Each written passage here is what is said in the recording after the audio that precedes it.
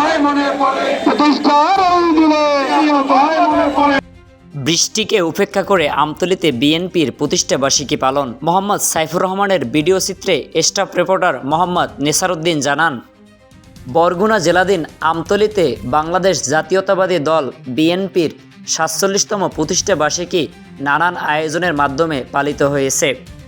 টানা বৃষ্টির মাঝেও সকাল থেকে দলীয় নেতাকর্মীরা জমায়েত হয়ে কর্মসূচিতে অংশগ্রহণ করেন। আমতলী উপজেলা বিএনপির উদ্যোগে একটি বর্ণাঢ্য র্যালি শহরের প্রধান সড়ক প্রদক্ষিণ করে। র্যালি শেষে উপজেলা বিএনপির কার্যালয়ে আলোচনা সভা অনুষ্ঠিত হয়। আলোচনা সভায় নেতাকর্মীরা বলেন, বিএনপি জনগণের অধিকার ও গণতন্ত্র পুনরুত্থানের আন্দোলনে অটল রয়েছে।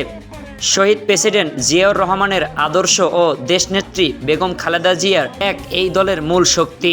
এ সময় আমতলী উপজেলার বিএনপির সাধারণ সম্পাদক সহ ও অঙ্গ সহযোগী সংগঠনের নেতাকর্মীরা উপস্থিত ছিলেন। মোহাম্মদ নেসারউদ্দিন, এমটিভি।